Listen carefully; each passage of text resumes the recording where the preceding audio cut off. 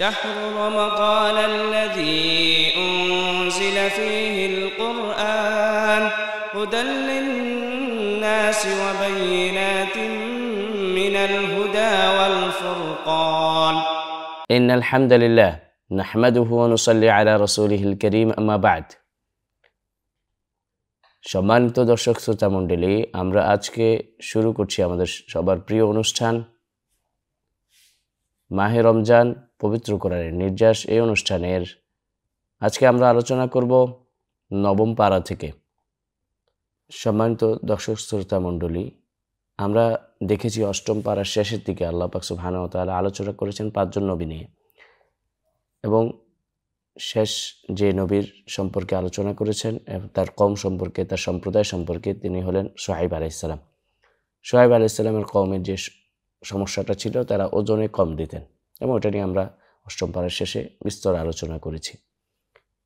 এই কওম যখন উনি আল্লাহর আযাবের ভয় দেখালেন তার কওমকে, তখন তারা বলল যে তোমরা যারা ঈমান এনেছ এবং তোমাদের নবীসহ এই শহর থেকে তোমাদেরকে আমরা বের করে দেব, আর নয়তো আমরা যা করি তাই করবে। অর্থাৎ আমরা যেভাবে ওজনে কম দেই, আমরা যেভাবে মানুষকে ঠকাই, এভাবে তোমরা তোমাদের কাজ করে যাবে।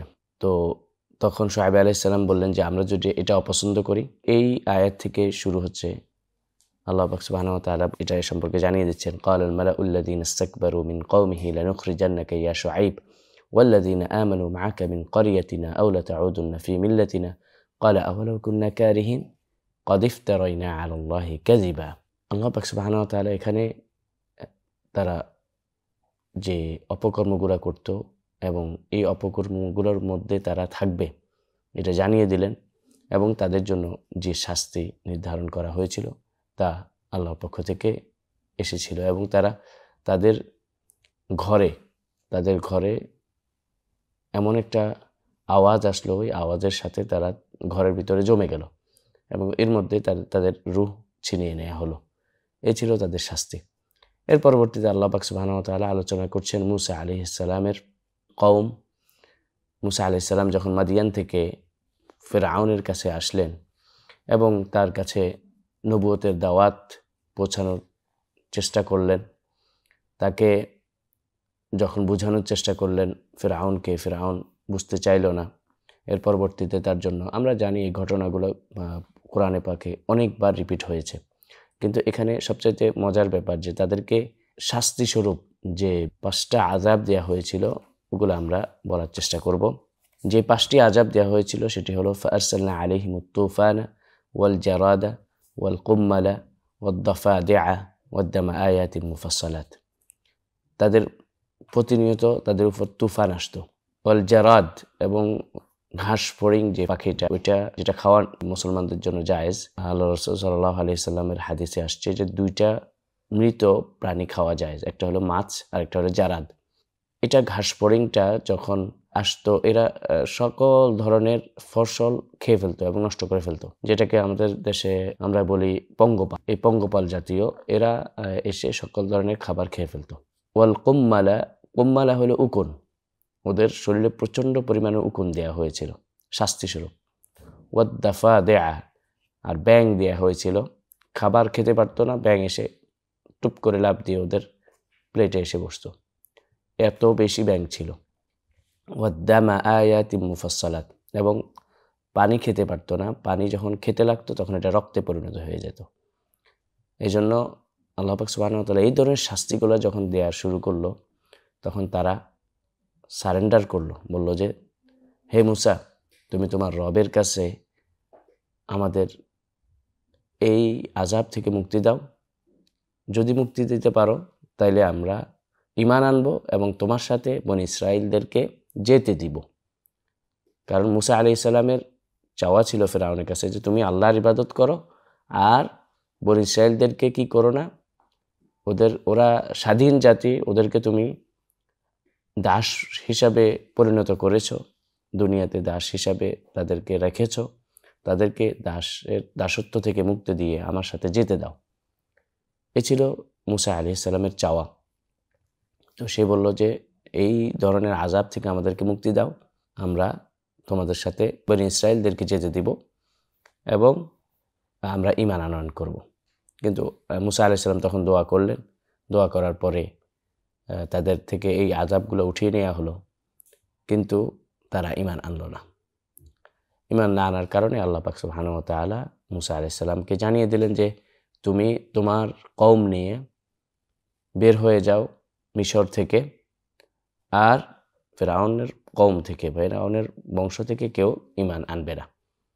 তখন তাদেরকে যে শাস্তি দেওয়া হয়েছে আমরা সকলেই জানি, যে তাদেরকে যখন মুসা আলাইহিস সালাম নদী পার হচ্ছিলেন, তারাও নদী পার হওয়ার চেষ্টা করেছিল। মুসা আলাইহিস সালাম যখন পার হয়ে গেলেন, তাদেরকে নদীর পানি রাস্তা হয়ে গেছিল, রাস্তাটাকে তখন আল্লাহ পাক সুবহানাহু ওয়া তাআলা পানিতে রূপান্তরিত করে দিলেন, আর তারা সবাই পানিতে নিমজ্জিত হয়ে গেল। এই ছিল মুসা আলাইহিস সালাম এবং ফিরআউনের কওমের অবস্থা। এরপরে আল্লাহ পাক সুবহানাহু ওয়া তাআলা আলোচনা করছেন, যখন তারা ফিরআউনের কবল থেকে মুক্তি পেল, মুক্তি পাওয়ার পরে তাদের যে জীবনযাত্রা, ওটা তো আগে চলতো। তখন তারা একটা জমিনের মালিক ছিল, ওখানে তারা খাবার উৎগীরণ করত, জমি থেকে খাবার উৎপন্ন হতো, ওখান থেকে তারা খাবার খেত রান্না করে। কিন্তু এখন যখন বের হয়ে আসছে এখান থেকে, তখন তারা কিভাবে খাবার খাবে, এই খাবার খাওয়া নিয়ে তারা জীবনযাত্রা তাদের কিভাবে চলবে, এটা নিয়ে তারা নবী আল্লাহ মুসা আলাইহিস সালামের কাছে চাইলেন যে তাদেরকে খাবারের উপকরণ দেয়া হোক। তখন আল্লাহ পাক সুবহানাহু ওয়া তাআলা মান্না সালওয়া নাজিল করলেন, তাদের জন্য সুমিষ্ট পানির ব্যবস্থা করে দিলেন, তাদের জন্য থাকার বন্দোবস্ত করে দিলেন। এরপরে তারা কিছুদিন যাওয়ার পরে আমরা জানি যে তারা বলল যে মান্না সালওয়া, একই রকম খাবার, আমরা বোর হয়ে গেছি, আমরা এই খাবার আমাদের সহ্য হচ্ছে না, একরকম খাবারে আমাদের কষ্ট হচ্ছে। যেটা আমরা সূরাতুল বাকারাতে আলোচনা করেছি, যে তারা বিভিন্ন ধরনের খাবার উপকরণ চাইতে লাগলেন, বিশেষ করে যেটা জমিন থেকে উৎপন্ন হয় এমন খাবার, কারণ এক ধরনের খাবার তারা একঘেয়েমি লাগছিল এই জন্য। এরপর আল্লাহ পাক সুবহানাহু ওয়া তাআলা আমরা যেটা জানি যে সূরাতুল বাকারাতে আল্লাহ পাক সুবহানাহু ওয়া তাআলা এবং সূরাতুল মাঈদাতে আল্লাহ পাক সুবহানাহু ওয়া তাআলা এই বিষয়ে বিস্তর আলোচনা করেছেন, যেটা আমাদের আগের পর্বগুলোতে পাবেন আপনারা। এরপরে ইন্নাল্লাযীনা ইত্তাখাযুল ইজলা সায়ানালুহুম, মুসা আলাইহিস সালামকে আল্লাহ পাক সুবহানাহু ওয়া তাআলা তার দিন এবং শরীয়ত দেওয়ার জন্য আল্লাহ পাক সুবহানাহু ওয়া তাআলা ডাকলেন। প্রথমে 30 দিনের কথা বললেন, পরবর্তীতে আরও 10 দিন বাড়াই দিলেন। যখন তারা 30 দিনের পরে মুসা আলাইহিস সালাম যখন আসলেন না, সামিরি নামক এক ব্যক্তি একটা স্বর্ণ দিয়ে, স্বর্ণগুলোকে গালাইয়া এটা দিয়ে বাছুর বানালো, এবং তার কাছে একরকম মাটি ছিল, যে মাটিটা ছিল জিবরিল আমিনের ঘোড়ার পায়ের ধুলা দিয়ে যখন এটার ভিতরে দিয়ে দেওয়া হলো, এই বাছুরটা, এটা মূর্তি, এটা একটা আওয়াজ করতো, যে বাছুর যে আওয়াজ করে ওই আওয়াজটা করতো। তো তখন সামিরি বলল যে এটাই তোমাদের প্রভু। মুসা আলাইহিস সালাম আমাদের কাছে 30 দিনের ওয়াদা করে গেছেন, তিনি অতিরিক্ত যেহেতু আছেন আমাদের জন্য, এটা তিনি তার পক্ষ থেকে, এটা অথবা তার রবের পক্ষ থেকে, এভাবে বলে তাদেরকে ধোঁকা দিল। তখন তারা এই বাছুরের পূজা করতে লাগলো। তখন তাদের মধ্যে ছিল নবিউল্লাহ হারুন, তাদের মধ্যে ছিলেন, তিনি তাদেরকে অনেক নিষেধ করলেন, এটা তোমাদের রব নয়, রব হলো আল্লাহ পাক সুবহানাহু ওয়া তাআলা, তিনি তোমাদের রব। কিন্তু তারা শুনল না। তখন মুসা আলাইহিস সালাম যখন তাওরাত নিয়ে আগমন করলেন, দেখলেন যে তারা সবাই বাছুর পূজা করছে, তখন তিনি তাদেরকে খুবই রাগান্বিত হলেন। সাথে সাথে নবিউল্লাহ হারুনকে বিভিন্ন ধরনের কথা বললেন, শারীরিকভাবে আঘাত করার চেষ্টা করলেন। তিনি বললেন যে আমি ভয় পেয়েছি যে তুমি বলবে যে তুমি আমার কওমকে দ্বিখণ্ডিত করে ফেলেছ, এজন্য আমি তাদেরকে অনেক বারণ করেছি, তারা শোনেনি, পরবর্তীতে আমি চুপ ছিলাম। এ ছিল এই মুসা আলাইহিস সালামের আলোচনা। এরপরে আল্লাহ পাক সুবহানাহু ওয়া তাআলা আলোচনা করছেন বনী ইসরাইলের পার্থিব এবং পরকালীন শাস্তি সম্পর্কে। আল্লাহ পাক সুবহানাহু ওয়া তাআলা বলছেন, ইন্নাল্লাযীনা ইত্তাখাযুল ইজলা সায়ানালুহুম গাযাবুম মির রাব্বিহিম ওয়া যিল্লাতুন ফিল হায়াতিদ দুনিয়া ওয়া কাযালিকা নাজজিল মুফতারিন। আল্লাহ পাক সুবহানাহু ওয়া তাআলা খুবই রাগান্বিত হলেন এবং তাদেরকে শাস্তি স্বরূপ বললেন যে যারা বাছুরকে পূজক হিসেবে নিয়েছে তাদেরকে কঠিন শাস্তি দেওয়া হবে দুনিয়াতে এবং আখিরাতে। এবং তাদের শাস্তি, যেটা আমরা সূরাতুল বাকারায় আমরা বলেছি, যারা বাছুরকে পূজক হিসেবে নিয়েছিল তাদেরকে আল্লাহ পাক সুবহানাহু ওয়া তাআলা তওবা স্বরূপ সবাই তারা নিজেদেরকে হত্যা করবে, এই ধরনের হুকুম নাজিল হয়েছিল। এর পরবর্তীতে প্রিয় নবী সাল্লাল্লাহু আলাইহি ওয়াসাল্লামের গুণাবলী সম্পর্কে আলোচনা করছেন। এই ছিল আসলে মূলত একটা ঘটনার পরে তার শেষ পরিণত কি, এটা আলোচনা করার পরে আল্লাহ রাসূল সাল্লাল্লাহু আলাইহি ওয়াসাল্লাম আলোচনা। এটা কোরআনের সৌন্দর্য। অর্থাৎ আপনি কোনো ঘটনা বলছেন, হঠাৎ করে মাঝখানে একটা ব্রেকের মতো আরেকটা বিষয় ঢুকিয়ে দিলেন। এটা কোরআনের বলার স্টাইল। এই স্টাইলটা আমরা এখানে দেখব যে আল্লাহ পাক সুবহানাহু ওয়া তাআলা রাসূল সাল্লাল্লাহু আলাইহি ওয়াসাল্লাম গুলামনি বলতেছেন, আল্লাযীনা ইয়াত্তাবিউনা রাসূলান নাবিয়্যাল উম্মিয়্যাল্লাযী ইয়াজিদুনাহু মাকতুবান ইনদাহুম ফিত তাওরাতি ওয়াল ইনজিল। এটা এখানে আলোচনার ক্ষেত্রে আল্লাহ পাক সুবহানাহু ওয়া তাআলা যখন বলছেন, এখানে মূলত উদ্দেশ্য করছেন ইয়াহুদি এবং নাসারাদেরকে। কারণ তাদের কিতাবে আল্লাহ রাসূল সাল্লাল্লাহু আলাইহি ওয়াসাল্লামকে উম্মি, অর্থাৎ তিনি কোনো ধরনের পড়াশোনা জানবেন না, এমন ধরনের কথা লেখা আছে। এবং তার অন্যান্য যে গুণাবলী, এগুলো সব কিছু তাদের কিতাবে লিপিবদ্ধ করা আছে। এবং ঈসা আলাইহিস সালামের রিসালাত এবং নবুয়তের দায়িত্বের সাথে সাথে আরেকটা দায়িত্ব ছিল যে মানুষদেরকে সুসংবাদ দেয়া, যে শেষ জমানায় একজন নবী আসবে, আমি তার সুসংবাদদাতা, নাম হবে তার আহমদ। এভাবে করে ঈসা আলাইহিস সালামের দাওয়াতের একটা অংশই ছিল এটা, যে একজন নবী আসবে, শেষ নবী, তার নাম হবে আহমদ। এই ছিল আল্লাহ পাক সুবহানাহু ওয়া তাআলা কিভাবে তাদের ওই সময়ের ইহুদি এবং নাসারাদেরকে তাদের কিতাবের ওই স্পেশাল অংশ স্মরণ করিয়ে দিচ্ছেন, যে তা তোমাদের কাছে যে সুসংবাদ এসেছে, সেই সুসংবাদ এই নবীর সুসংবাদ। এই নবীর সুসংবাদ দিতেন নবিউল্লাহ ঈসা। এর পরবর্তীতে আল্লাহ পাক সুবহানাহু ওয়া তাআলা আল্লাহ রাসূল সাল্লাল্লাহু আলাইহি ওয়াসাল্লামের খতমে নবুয়ত, এটাই শেষ নবুয়ত, এরপরে আর কোনো নবী আসবেন না, এ বিষয়ে আলোচনা করছেন। কুল ইয়া আইয়ুহান নাস ইন্নী রাসূলুল্লাহি ইলাইকুম জামিআন আল্লাযী লাহু মুলকুস সামাওয়াতি ওয়াল আরদ। তিনি বলছেন, কুল, হে নবী আপনি বলে দিন, ইয়া আইয়ুহান নাস, হে মানব জাতি, ইন্নী রাসূলুল্লাহি ইলাইকুম জামিআ, আমি তোমাদের পুরো মানব জাতির উপর নবী হিসেবে প্রেরিত হয়েছি। এর পরবর্তীতে আল্লাহ পাক সুবহানাহু ওয়া তাআলা ইহুদিদের অবশিষ্ট ঘটনা, তারপরে আহলে আলস্তু তথা আল্লাহ পাক সুবহানাহু ওয়া তাআলা রূহের জগতে আমাদের কাছ থেকে যে একটা অঙ্গীকার নিয়েছিলেন, আলাস্তু বিরব্বিকুম ক্বালু বালা, আমরা সকলেই বলেছিলাম। আল্লাহ পাক সুবহানাহু ওয়া তাআলা জিজ্ঞেস করেছিলেন, আমি কি তোমাদের প্রভু নই? আমরা সকলেই বলেছিলাম, বালা, অবশ্যই আপনিই আমাদের প্রভু। এবং অনেক ওলামায়ে কেরাম বলতেন যে আমি মনে হয় যেন আমি এখনও শুনতেছি আল্লাহ পাকের ওই কথাটা এবং আমাদের ওই জবাবটা। এটা অনেক ওলামায়ে কেরাম বলতেন যে আমি এটা এখনও মনে হয় যেন শুনি। রূহের জগতে কি আমাদের আল্লাহর সাথে কি অঙ্গীকার হয়েছিল, এই অঙ্গীকারের জবাবে আমরা কি বলেছিলাম, এটা এখনও আমরা মনে হয় যেন শুনি। হয়তো এটা তাদের অনেক বেশি কুওয়াতে ইমানের শক্তি এত বেশি ছিল যে তারা এটা তখন মনে রাখতে পারত। এরপরে বালআম নামক ব্যক্তির কাহিনী, যিনি ছিলেন একজন মুস্তাজাবুদ দাওয়া, অর্থাৎ উনি দোয়া করলে দোয়া কবুল হতো।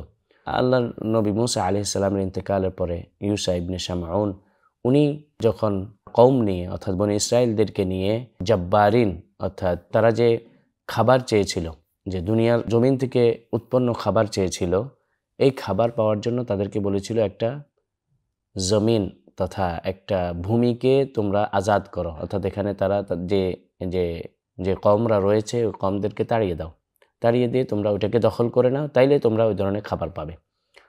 তো এই যখন ইউসা ইবনে শামউন, আমরা জানি যে সূরাতুল মাঈদাতে আল্লাহ পাক সুবহানাহু ওয়া তাআলা বলছেন যে তাদের বনী ইসরাঈলদের মধ্যে তাদের মধ্যে কোনো ধরনের সাহস ছিল না, এবং তারা শেষ পর্যন্ত এসে বলেছিল যে হে মুসা, তুমি এবং তোমার রব যাও, তোমরা দুইজন যে যুদ্ধ করো এবং আমাদের জন্য এটাকে আজাদ করে দাও। তখন মুসা আলাইহিস সালাম খুবই রাগান্বিত হলেন এবং আল্লাহর কাছে দোয়া করলেন, ইন্নী লা আমলিকু ইল্লা নাফসি ওয়া আখি ফাফরুক বাইনানা ওয়া বাইনাল কওমিল ফাসিকিন।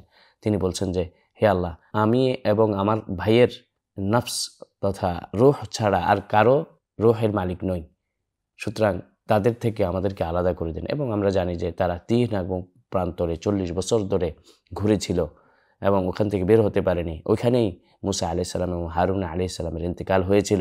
এর পরবর্তীতে একজন নবী আসছিলেন, ইউসা ইবনে শামউন তার কওমদেরকে উজ্জীবিত করেছিল যুদ্ধ করার জন্য, এবং যুদ্ধ করার জন্য নিয়ে গিয়েছিল ওই জমিনে, যে জমিনকে দখল করার কথা ছিল, তারা ওই জমিন বিজয় করার কথা ছিল। ওই জমিনে নিয়ে যাওয়ার পরে তখন ওই জমিনের কওম যারা, তারা ওই ব্যক্তির কাছে গেল, বালআম নামক ব্যক্তির কাছে গেল, যে ব্যক্তির কথা আল্লাহ শোনেন, অর্থাৎ যে ব্যক্তি দোয়া করলে আল্লাহ ফিরিয়ে দেন না। তখন ওই ব্যক্তি বলল যে আমি জানি যে উনি নবিউল্লাহ, ওনার বিরুদ্ধে আমি দোয়া করতে পারি না। তখন তারা বলল যে না, আপনি তারপরেও করতে হবে। তারা ওনাকে বিভিন্ন ধরনের উপটোকন দিল। উপটোকন দেওয়ার পরে তিনি ওই উপটোকন গ্রহণ করলেন। গ্রহণ করার পরে তিনি বললেন, আচ্ছা দেখি আমি আল্লাহর সাথে পরামর্শ করে দেখি। তিনি কোনো ধরনের একটা স্বপ্নে দেখলেন বা আল্লাহর সাথে কোনো একটা আমল করার পরে স্বপ্নে দেখলেন যে না, তাদের নবীদের বিরুদ্ধে দোয়া করা যাবে না। তারপরেও তারা পিড়াপিড়ি করার পরে তিনি দোয়া করলেন, দোয়া শুরু করলেন। কিন্তু দোয়া যখন করা হচ্ছে তখন দোয়া উল্টে আসতেছে, অর্থাৎ বদদোয়া করছিলেন ইউশা ইবনে শামউন এবং বনী ইসরাঈলদের বিরুদ্ধে, কিন্তু দোয়া হয়ে যাচ্ছে জাব্বারিনদের উপরে, বদদোয়া হয়ে যাচ্ছিল। তখন জাব্বারিনরা ভয় পেয়ে গেল এবং তারা তাদের মধ্য থেকে যাদের উপর বদদোয়া পড়লো তারা সকলেই ধ্বংস হয়ে গেল। এরপরে যে ব্যক্তি দোয়া করছিলেন বালআম নামক ব্যক্তি, তার জিহ্বা বের হয়ে একদম গলার পর্যন্ত চলে আসলো এবং তাকে দেখতে কুকুরের মতো লাগছিল। এই ছিল বালআম নামক ব্যক্তির। এর পরবর্তীতে আল্লাহ পাক সুবহানাহু ওয়া তাআলা আলোচনা করছেন গায়েবের সম্পর্কে। তিনি বলছেন, তিনি নবিউল্লাহ, আল্লাহর নবী রাসূলুল্লাহ সাল্লাল্লাহু আলাইহি ওয়াসাল্লামকে বলছেন যে তুমি বলে দাও হে নবী, কুল্লা আমলিকু লিনাফসি নাফআন ওয়ালা দাররান ওয়ালাউ কুনতু আলামুল গায়ব লাস্তাকসারতু মিনাল খায়র, যে আমি কোন জিনিস আমার উপকারে আসবে, কোন জিনিস আমার অপকার হবে এটা আমি জানি না, শুধুমাত্র আল্লাহ জানেন। যদি আমি এটা জানতাম তাইলে লাস্তাকসারতু মিনাল খায়র, আমি অনেক বেশি ভালো কাজ করতাম, অনেক বেশি ভালো কাজ করতাম এবং ওমা মাসানিয়া সু, আমাকে কোনো ধরনের কষ্ট, ক্লেশ এবং খারাপ কিছু স্পর্শ করতো না। এরপরে আল্লাহ পাক সুবহানাহু ওয়া তাআলা একটি আয়াত নাজিল করলেন। সেই আয়াতটি হলো ওয়াইজা কুরিআল কুরআন ফাসতামিউ লাহু ওয়া আনসিতু। এই বিষয়ে ওলামারা একমত যে ইমামের পেছনে মুক্তাদি চুপ থাকবে, এই আয়াতে কারিমার দলিল দ্বারা। তো ইমামের কিরাআত মুক্তাদির জন্য কিরাআত স্বরূপ হয়ে যাবে, ইল্লা সূরাতুল ফাতিহা। সূরাতুল ফাতিহা নিয়ে যদিও ইখতিলাফ আছে, যে ইবনে তাইমিয়া রাহিমাহুল্লাহ বলেছেন যে সালাত যদি সিররি হয়, অর্থাৎ গোপনে পড়ে ইমাম সাহেব, যেমন জোহরের সালাত, আসরের সালাত, অথবা মাগরিবের তৃতীয় রাকাত, ইশার তৃতীয় এবং চতুর্থ রাকাত, এগুলোতে ইমাম গোপনে পড়েন। তো ওই গোপনে পড়া অবস্থায় আপনি সূরাতুল ফাতিহা পড়তে পারেন এবং পড়া উত্তম। আপনি অবশ্যই এই সূরাতুল ফাতিহা পড়বেন। এছাড়া বাকি সব কিছু, বাকি কেরাআতগুলা, বিশেষ করে ইমাম যে কেরাআতগুলা পড়ে থাকেন, এই কেরাআতগুলা না পড়লেও চলবে। তারপরে পরবর্তীতে আমরা এর মাধ্যমে আল্লাহ পাক সুবহানাহু ওয়া তাআলা সূরাতুল আরাফ কি শেষ করছেন। পরবর্তীতে আমরা আলোচনা করব সূরাতুল আনফাল। সূরাতুল আনফালে আল্লাহ পাক সুবহানাহু ওয়া তাআলা আলোচনা করছেন, শুরুই করছেন ইয়াসআলুনাকা আনিল আনফাল কুলিল আনফালু লিল্লাহি ওয়ার রাসূল ফাত্তাকুল্লাহা ওয়া আসলিহু যাতা বাইনিকুম। আল্লাহ পাক সুবহানাহু ওয়া তাআলা গনিমতের মাল সম্পর্কে মুমিনরা জিজ্ঞাসা করছিলেন যে গনিমতের মালকে কি করতে হবে। এ বিষয়ে যখন মুমিনরা আল্লাহ রাসূলকে জিজ্ঞাসা করছেন, তখন আল্লাহ পাক সুবহানাহু ওয়া তাআলা আয়াতে কারিমা নাজিল করে দিয়ে এ বিষয়ে মুমিনদের জন্য সুস্পষ্ট দিক নির্দেশনা দিচ্ছেন। এর পরবর্তীতে মুমিনদের গুণাবলী সম্পর্কে আলোচনা করছেন। আল্লাহ পাক সুবহানাহু ওয়া তাআলা বলছেন, ইন্নামাল মুমিনুন, নিশ্চয় মুমিনরা তারা, আল্লাযীনা ইযা যুকিরাল্লাহু ওয়াজিলাত কুলুবুহুম, যখন তাদের সামনে আল্লাহর আয়াতগুলা তিলাওয়াত করা হয় তাদের অন্তর নরম হয়ে যায়। ওয়াইজা তুলিয়াত আলাইহিম আয়াতু যাদাতুহুম ঈমানা, যখন আল্লাহর নিদর্শন সমূহ সম্পর্কে বর্ণনা করা হয় তখন তাদের ঈমান বেড়ে যায়। ওয়া আলা রাব্বিহিম ইয়াতাওয়াক্কালুন, এবং সকল অবস্থায় তারা আল্লাহর উপর তাওয়াক্কুল করে। অর্থাৎ আমরা মুমিনের বৈশিষ্ট্য কি হবে এই আয়াতে কারিমার মধ্যে পেয়ে গেলাম। এর পরবর্তীতে আল্লাহ পাক সুবহানাহু ওয়া তাআলা খুব সূক্ষ্মভাবে আলোচনা করছেন বদর যুদ্ধের ঘটনা। এটি আমরা এর আগেও আলোচনা করেছি। এর পরবর্তীতে যুদ্ধে সফলতা লাভের মূলনীতি সম্পর্কে আলোচনা করছেন। বলছেন, ইয়া আইয়ুহাল্লাযীনা আমানু ইযা লাকীতুম ফিআতান ফাসবুতু, অর্থাৎ যুদ্ধে জয় লাভের প্রথম মূলনীতি, যখন তোমরা কোনো শত্রু দলের মুখোমুখি হবে পিছু হটবে না। ইয়া আইয়ুহাল্লাযীনা আমানু আতিউল্লাহা ওয়া রাসূলাহু ওয়া লা তাওয়াল্লাউ আন। দ্বিতীয় মূলনীতি হলো যে আল্লাহ এবং আল্লাহ রাসূলের আনুগত্য করবে। তৃতীয় মূলনীতি হলো ইয়া আইয়ুহাল্লাযীনা আমানু ইসতাজীবু লিল্লাহি ওয়া লির-রাসূল ইযা দাআকুম লিমা ইউহয়িকুম ওয়া'লামু আন্নাল্লাহা ইয়াহুলু বাইনাল মারই ওয়া কলবিহি ওয়া আন্নাহু ইলাইহি তুহশারুন। আল্লাহ এবং আল্লাহর রাসূলের ডাকে সাড়া দিবে, এটা তৃতীয় মূলনীতি। এর পরবর্তী মূলনীতি যেটা, ইয়া আইয়ুহাল্লাযীনা আমানু লা তাখুনুল্লাহা ওয়ার রাসূলা ওয়া তাখুনু আমানাতিকুম, আল্লাহ এবং আল্লাহর রাসূলের সাথে খেয়ানত করা যাবে না, এটা চতুর্থ মূলনীতি। পঞ্চম মূলনীতি হলো ইয়া আইয়ুহাল্লাযীনা আমানু ইন তাত্তাকুল্লাহা ইয়াজআল লাকুম ফুরকানা ওয়া ইউকাফির আনকুম সাইয়্যাতিকুম ওয়া ইয়াগফির লাকুম ওয়াল্লাহু যুল ফাদলিল আযীম। পঞ্চম মূলনীতি তাকওয়া অবলম্বন করা। আমরা জানি রমজান মাস তাকওয়া অবলম্বনের মাস। এই মাসে ইবলিসকে বন্দী করার ফলে মানুষের মধ্যে তাকওয়া এত বেশি বৃদ্ধি পায় যে মসজিদ কোনো দিন ফজরে এক কাতারের বেশি হতো না, সেই মসজিদে এখন 2তলা 3তলা পর্যন্ত ফুল হয়ে যায় ফজরে। এটা হলো শয়তানকে বেঁধে রাখার ফল এবং তাকওয়া, মানুষের মধ্যে তাকওয়া বৃদ্ধি পাওয়ার ফল। আল্লাহ আমাদেরকে যেভাবে এই রমজানে ফজরে 2তলা 3তলা পর্যন্ত ফুল হয়ে যায় মুসল্লি দিয়ে, যেন সকল দিনগুলোতে, বছরের সকল দিনগুলোতে যেন মুসল্লিরা ফজরে মসজিদ ফুল করে দিবে, এই আশা ব্যক্ত করে আজকের আলোচনা এখানেই শেষ করছি। আখিরু দাওয়ানা আলহামদুলিল্লাহি রাব্বিল আলামিন। সুবহানাকাল্লাহুম্মা ওয়া বিহামদিক আশহাদু আল লা ইলাহা ইল্লা আনত আস্তাগফিরুকা ওয়া আতুবু ইলাইক। আসসালামু আলাইকুম ওয়া রাহমাতুল্লাহি ওয়া বারাকাতুহু।